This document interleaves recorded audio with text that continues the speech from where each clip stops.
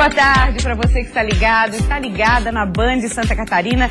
2 de junho é muito bom ter a sua companhia. Hoje, gente, vamos continuar nossa série falando sobre compulsão, manias e hábitos. Em discussão, a compulsão por bebidas alcoólicas, com o depoimento de uma mulher que começou a beber com 13 anos de idade. Durante 15 anos tentou sozinha se livrar do vício e não conseguiu. A recuperação começou depois que ela passou a frequentar o grupo de Alcoólicos Anônimos.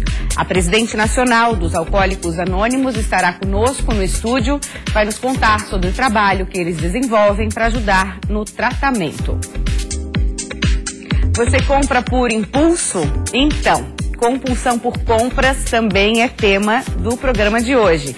Nós vamos saber de que forma a hipnose pode auxiliar no tratamento das compulsões, com a reprogramação do cérebro como um tratamento complementar. Primeiro, nós vamos falar sobre uma doença metabólica hereditária. É a mucopolissacaridose, também chamada como MPS, quando a pessoa nasce aí com falta ou diminuição de algumas substâncias encontradas no organismo, como as enzimas que atuam na digestão. Vamos entender melhor essa doença com as nossas convidadas. Deixa eu dar boas-vindas para a Gisele de Luca, pediatra e geneticista. Um prazer tê-la aqui. Outra Gisele.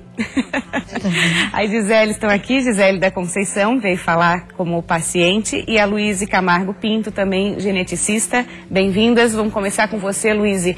Como é que a gente pode, complicado, vamos chamar de MPS. Bom, obrigada pelo convite em estar aqui. Então, essas doenças são doenças genéticas, hereditárias, tá? E que se configuram por serem doenças onde tem uma deficiência, uma falta de uma enzima específica no corpo, que leva ao acúmulo de substâncias chamadas mucopolissacarídeos, que daí que vem o nome da doença. É uma doença que as crianças nascem com sintomas e sinais muito sutis, como qualquer outras crianças, uma hérnia umbilical, às vezes a barriga um pouco aumentada, mas que no decorrer da idade vão aparecendo outros sinais e sintomas, como infecções respiratórias de repetição, otites, contraturas articulares e várias outras alterações. Pelos sintomas serem sutis, acredito que o diagnóstico fique um pouco complicado, então. Exatamente, a gente tem um atraso diagnóstico e muitas vezes essa demora acaba também dificultando os tratamentos que essas crianças precisam fazer. Que quanto mais cedo, obviamente, melhor, né? No caso da Gisele, como é que foi seu caso, Gisele? Meu nome é Gisele, boa tarde. Meu caso foi assim, foi diagnosticado mais tarde, com 10 anos de idade. Na minha família, eu e minha irmã, né? Eu com 37 anos e a minha irmã com 39 anos. É o caso mais velho de Santa Catarina, de 2 pacientes, né? Então, em 2012, nós entramos na pesquisa que aconteceu em Porto Alegre, para a reposição de enzimas, né? Ficamos lá praticamente 4 anos desse tratamento, né? Até ele ser aprovado e nós vimos para a nossa cidade, que foi Florianópolis, dando a continuidade. É porque o tratamento é um tratamento, assim, vou dizer para você, é qualidade de vida, não é cura. Que cura ainda não existe, né? É conviver bem com essa doença. Tá. Isso. Para se sentir melhor, né? Ter uma vida mais prolongada, né? Tá certo. Isso. E é um tratamento, inclusive, né, Gisele, que envolve toda uma equipe. A gente pode chamar de um tratamento multidisciplinar. Correto. A gente costuma chamar no hospital infantil, que é a característica do Sistema Único de Saúde, sempre, de equipe multiprofissional com caráter transdisciplinar. Então, todos os profissionais que se envolvem conversam para melhorar justamente a qualidade de vida. Porque a terapia de existe o que a gente chama de terapias de suporte, onde todas as especialidades envolvidas, como a Luíse falou agora, pneumo, cardio, ortopedia, neuro, todo mundo se envolve. O fisioterapeuta, a importância de toda essa equipe. Fisioterapia, fonoaudiologia, terapia ocupacional, psicologia, pedagogia, todos se envolvem. E junto, aliados a isso, a terapia de reposição enzimática, que é essa que a Gisele acabou de falar. Tá? Quais são as consequências maiores, assim, para essa falta de enzima ou a escassez dela? O que traz de consequência maior, assim? O que é mais... Então, é uma doença crônica e progressiva, onde a gente tem pacientes que têm uma deficiência intelectual associada, então tem um atraso junto, e outros não, como no caso da Gisele. Mas o principal é a questão da qualidade de vida mesmo, que fica bastante comprometida por essas manifestações serem progressivas e crônicas. Então, uma valvulopatia cardíaca, né, o comprometimento cardíaco, depois leva ao uso de medicações para pressão alta, para outras situações, várias cirurgias que eles têm que fazer, internações hospitalares, né? Então, realmente a qualidade de vida fica bastante comprometida. Uhum. E acompanhamento sempre, Gisele, como é que é a sua rotina? A minha rotina, assim, ó, era trabalhar, né? Só que ainda eu estou em perícia médica, né? Conforme esse meu tratamento, né? Você trabalha em quê? Eu trabalhava com auxiliar administrativo. Tá. Precisa dizer o nome da empresa? Não. Não precisa, né? Não. Tá. E depois dos 4 anos que eu passei dessa reposição enzimática, minha vida mudou totalmente. Mudou assim para melhor, vamos dizer para que seja ruim. Eu sei que muitas coisas são positivas e outras, como no caso assim, como a doença progrediu muito e começou a fazer reposição enzimática mais tarde, então o que você perdeu você não ganha. Por exemplo, se eu ficasse cega no tratamento, não voltava a enxergar. E se não andasse, não voltava a andar. Ah, entende? tá, entendi. A partir do momento que começa a reposição, é dali pra frente. As melhoras. Tá. Exatamente. Isso é. Melhora a postura, melhora o caminhar, pulmonar, tudo, né? Respiração, tudo isso foi se progredindo bem, né? Graças a Deus, né? Deve ser mais difícil identificar qual enzima ou é fácil? Assim, qual enzima está faltando, qual enzima precisa de reposição ou essa parte é fácil? É que assim, a criança chega, é por isso que a gente pede, quanto mais, o que a Luísa abordou é fundamental, o diagnóstico precoce. Então, quanto mais cedo o pediatra identificar os sinais, a gente coleta sangue e urina, tem todo um esqueminha que a gente faz com o pessoal do Hospital de Clínicas de Porto Alegre. Uma parceria? Uma parceria, a rede MPS que a gente chama. E ali a gente consegue rapidamente o resultado do exame, para começar as terapias o mais urgente possível, né? Tá certo. E falar sobre isso é super importante porque a gente começa, quanto mais a gente fala, mais essa doença entra nas possibilidades. Inclusive isso. Tem uma associação que eu queria que a Gisele deixasse aqui, nome, telefone, pode divulgar. Tem a CAMU, né, Associação Catarinense de Mucopolissacaridose, onde a presidenta é a Margarete Carreirão, né? Beijo, Margarete, e a família dela também. E o telefone de contato, qual seria, doutora Gisele? A gente pode deixar o do Hospital Infantil, à vontade. Tá? Lá é um serviço de referência no tratamento, né? No diagnóstico e tratamento. Então, código de área 48 3251 9000. Porque lá o pessoal nos localiza já encaminha, sempre. 3251-9000. Tá. Quero agradecer muito. Queria falar mais alguma coisa? Não, prazer imenso. Que é importante a gente colocar e divulgar a importância, né? De você saber que existe a Associação Catarinense de Mucopolissacaridose, que os pacientes podem contar com o apoio da Margarete e de toda uma equipe que pode estar auxiliando. Tá certo. Agradeço muito vocês terem vindo. Giseles, obrigada. Obrigada, Luísa, e até a próxima, tá? Agora, no programa Olhares, a gente entra no assunto que nós estamos discutindo durante essa semana, que é a compulsão, mania e hábitos. E hoje a gente vai falar sobre a compulsão por bebidas alcoólicas. Nós estamos recebendo a Jaira. Seja muito bem-vinda. Tudo bem, Jaira? Que prazer tê-la aqui. Tudo bom? Jaira é presidente nacional dos Alcoólicos Anônimos, presidente do Brasil, né? Mas mora em Florianópolis. Moro em Florianópolis. Eu sou amiga de Alcoólicos Anônimos há 33 anos, desde que comecei meu trabalho, né? Com dependente químico, especificamente com alcoólicos, no ido de 1983. E eu tive a graça agora em 2014 em ser convidada a servir Alcoólicos Anônimos. É um trabalho voluntário.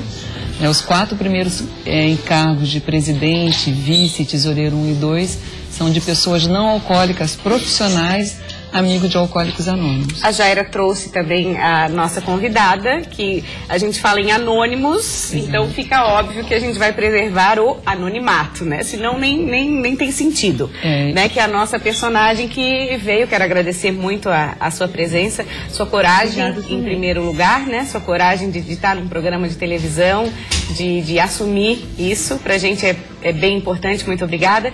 E queria que você contasse a sua história. Você começou a ter contato, a beber com 13 anos de idade. Foi. Com 13 anos eu tomei meu primeiro porre, como se diz, né? E dali eu comecei, de certa forma, a pegar gosto pela bebida. E aos 20 anos eu conheci a cocaína.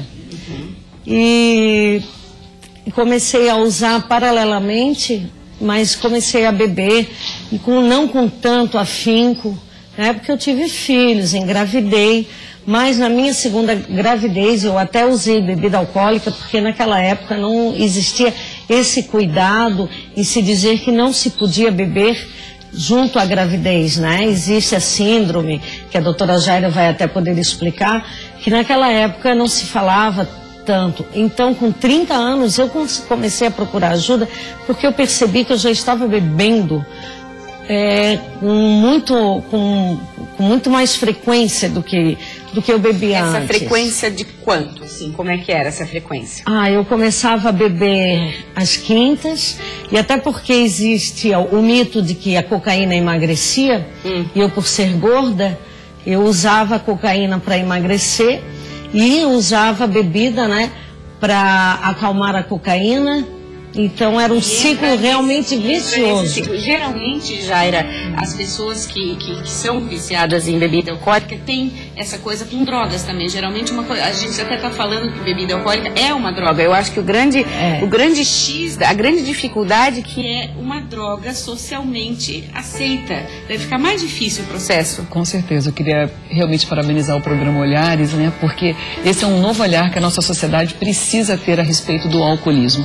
O álcool é uma substância que causa dependência, e algumas pessoas têm uma predisposição a desenvolver o alcoolismo.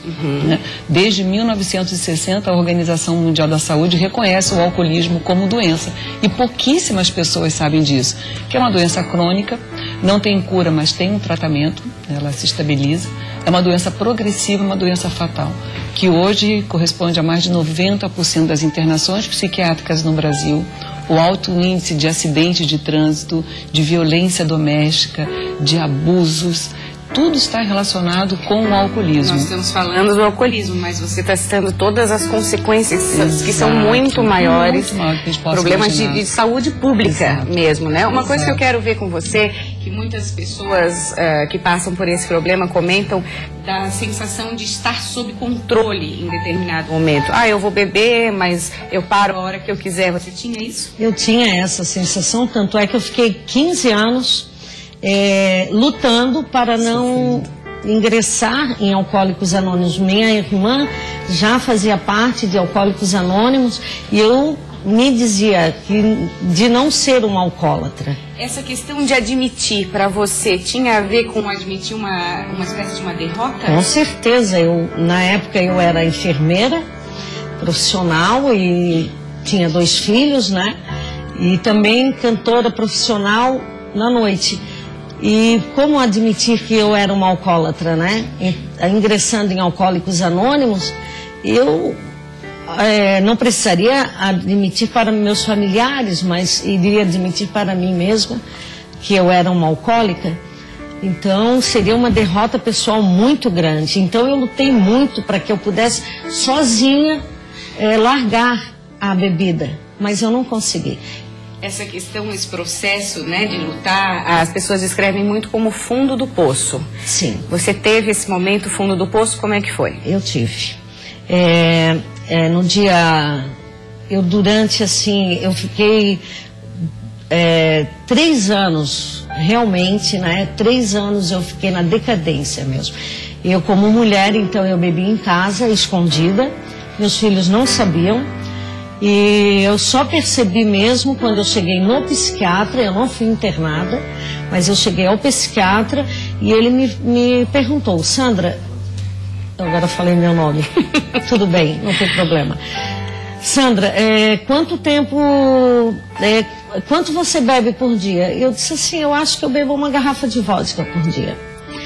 Você se considera uma alcoólatra? Não.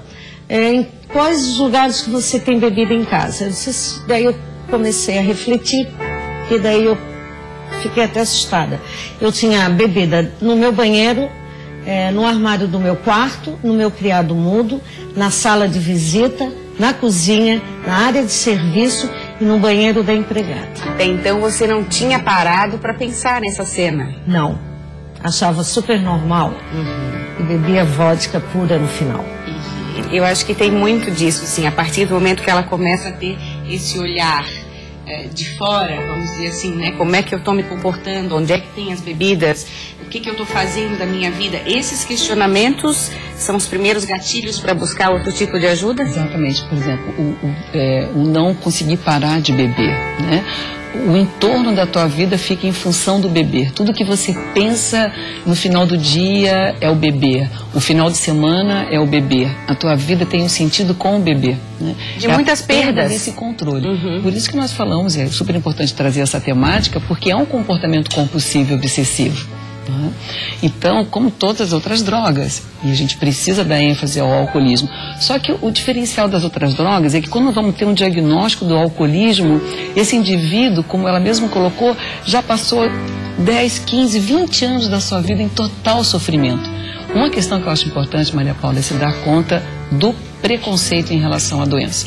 Temos muito preconceito. E ter uma mulher hoje aqui falando nesse programa é maravilhoso. Que falou que no começo, né? No começo, eu até anotei aqui que ela tinha problemas com admitir isso. Ela veio na televisão, ela veio falar que grande evolução, que grande passo, você está de parabéns. Isso é uma grande conquista, né? Com certeza. E o Alcoólicos Anônimos oferece isso. Uma irmandade de homens e mulheres.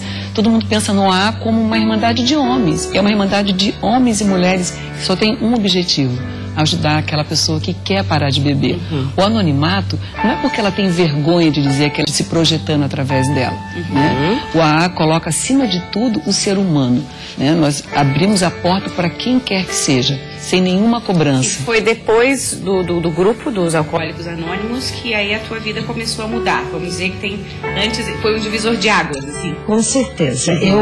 Como eu te disse, eu tentei durante 15 anos. Então, nesses 15 anos eu tive várias recaídas, né? E quando eu voltava, a quantidade aumentava. Então, toda recaída é sempre mais agravante, né? Sempre, sempre.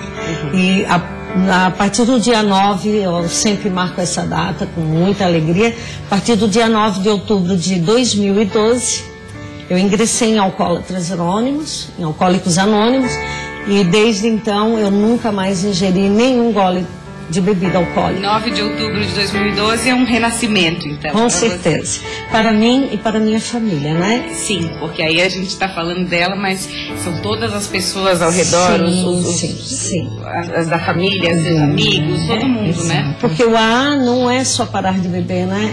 É uma renovação de vida. A gente aprende a um novo estilo de vida, aprende a novos hábitos, a mudar lugares, pessoas. É uma reformulação toda. Total. É trocar um projeto de morte por um projeto de vida. É assim que eu resumo. Muito bacana. E é assim que a gente encerra a entrevista. Adorei ter vocês aqui. Obrigada, Jaira, por essa oportunidade. Parabéns pelo trabalho. Muito obrigada a você por ter compartilhado sua história com a gente. O trabalho da doutora Jaira é de suma importância, tanto dentro do AA como profissional médica que ela é. Obrigada, tenho certeza que os depoimentos de vocês aqui estão ajudando muita gente. Esse é nosso intuito. Muito obrigada. Obrigada. Falando em ajudar, gente, deixa agora eu dar as boas-vindas aqui para a Ana Neves. A Ana Neves é coach e hipnóloga. Bem-vinda, tudo bom? Aí a gente fala da hipnose como um tratamento para ajudar nesse processo todo, né, das pessoas que têm compulsões, das pessoas que têm vícios. Pode ser colocado como um tratamento complementar, Ana? Microfone, esqueceu, Ana? Vamos lá. Vamos lá. Então, a hipnose, na verdade, ela é uma técnica, né, uma ferramenta que pode ser usada de maneira complementar em algum tratamento, alguma terapia, para que ele busque o bloqueio, né, investigue a causa desse problema. Por exemplo, a questão do cigarro, da droga, ou até de uma compulsão, algum trauma emocional. A hipnose consegue chegar até lá, investigar e bloquear isso, né? Chegar até lá, de que forma? Na verdade, aí vem a técnica da hipnose, que ela é um relaxamento, que a gente chama de transe hipnótico, que é uma atenção focalizada, que as pessoas às vezes têm um certo mito sobre isso, né? que perguntar, todos são capazes de entrar em transe hipnótico? Sim, todos nós temos essa capacidade. Apenas algumas pessoas entram em transe mais profundo, né? Uma média de 30% que entram num transe mais profundo. Mas todos nós temos essa capacidade. E aí, quando a gente entra nesse transe, a nossa mente consegue buscar esse trauma. Porque muitas vezes pode ser um gatilho lá atrás, na infância, né? Em algum momento de algum acontecimento, uma situação que gerou esse bloqueio.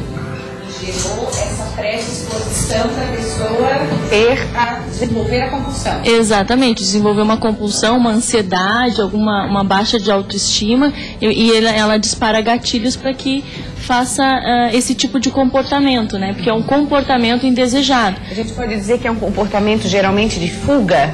Exatamente, também, né? Pode ser um comportamento de fuga por causa de uma baixa autoestima ou alguma coisa com ansiedade mesmo, né? A compulsão geralmente é por alguma coisa de ansiedade. Ana, e aí a gente pode falar que acontece nesse momento que a pessoa está em transe, acontece uma reprogramação mental, tá certo falar assim? Sim, exatamente, né? Nós vamos buscar, investigar e fazer essa reprogramação, né? Uma reprogramação para que dispare algum gatilho mental que ela possa bloquear e gerar um outro gatilho, né? Uma outra compensação. Porque acontece, quando a gente vai comprar alguma coisa e essa compulsão por algo, é porque nós queremos compensar alguma coisa. Então, o que acontece? Quando a gente faz esse gatilho, quando dispara esse gatilho, a gente compensa com uma outra situação, um outro comportamento, um comportamento mais adequado.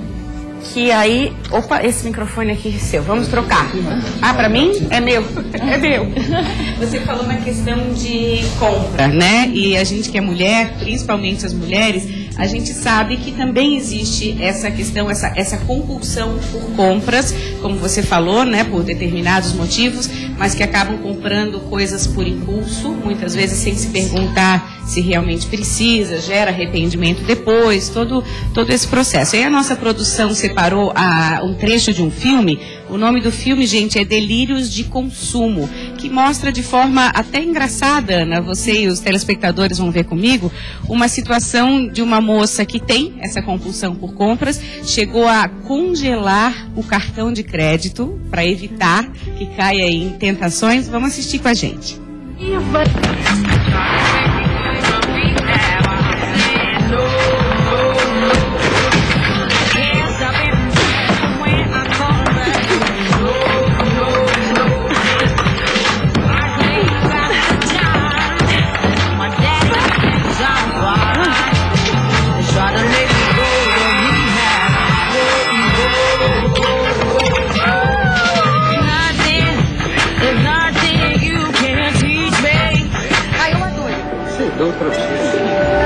Rebeca, a conta do cartão veio $900. Você não precisa de uma echarpe. Por outro lado, quem precisa de echarpe? Vai fazer meu corte de cabelo parecer mais caro. Pode usar com qualquer coisa. Seria um investimento. Vou levar a echarpe verde. Boa escolha, acabou. São $120. Como prefere pagar? $50 em dinheiro. Pode colocar 30 neste cartão?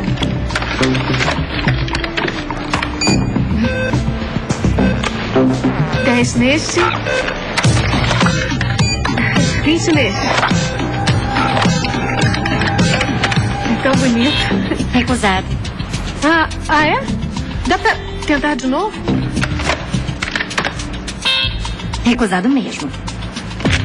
Olha só, então dá pra você reservar? Não fazemos reserva. Uma situação que muitas vezes, muitas pessoas se identificam com essa situação aí, a questão também que a gente viu do poder de sedução das compras. Hoje a gente vive na sociedade que é muito consumista, a cultura é assim. Então, de que forma que a gente pode ficar mais, na sua opinião, mais alerta a essas tentações, por exemplo? Então, é importante a gente pensar o que realmente importa, né? Porque durante o dia a gente demandado de muitas informações. É um bombardeio, né, Ana? É um bombardeio de maneira subliminar. E o nosso cérebro assimila tudo isso. Então é importante a gente saber o que realmente importa, se é uma Sharp, é uma compra ou é outra coisa além disso. Então é importante trabalhar essa questão da vontade, né? A hipnose trabalha muito. A gente pode tirar esse gatilho da vontade para esse tipo de compulsão e colocar um comportamento adequado, para que a pessoa não se sinta frustrada, né? Porque isso é uma compensação que ela está tendo. Então, é importante ficar alerta. É isso que realmente importa? Para muitas pessoas é um momento de prazer, né? Poder comprar. E você viu ali que o filme mostra, ela pensou, não preciso da Sharp. E aí o manequim chega a envolvê-la, abraçá-la. Então, tem que estar sempre em alerta e questionando. Recentemente a gente falou aqui de uma pesquisa que a situação econômica está fazendo as pessoas pensarem melhor antes de comprar. Pode ser um bom momento para um treino, não pode? Com certeza, né? Hoje é importante a gente treinar a nossa mente para que ela possa assimilar isso, né? O que importa, né? Como eu falei, o que importa é uma Sharp, assim como a compulsão por comer também, né? Então, falamos ontem aqui. Vem do mesmo gatilho, porque é um prazer. Comer me dá um prazer, mas é por alguma coisa que precisa ser investigada, né? O que realmente é. Então, a partir do momento que se investiga, como você falou, acaba se descobrindo outros prazeres que vão compensar esse, certo? Exatamente. O que é de fato, né? Ir atrás da causa e não da situação do... Como é que diz? Isso é um comportamento e não a causa, exatamente. Então, por isso que a gente precisa investigar. Porque a gente acaba tratando o sintoma e não a causa. E a compra, assim como para comer ou para comprar, isso é um sintoma. Isso é passível de solução. Tem que investigar, né? Com certeza. Obrigada, Ana Neves, coach e hipnóloga. Foi um prazer tê-la aqui. Obrigada a você pelo carinho da audiência. Tá chegando aí Nader Khalil, cheio de informações bacanas no Repórter Band. Amanhã tem mais olhares. Beijo, até lá.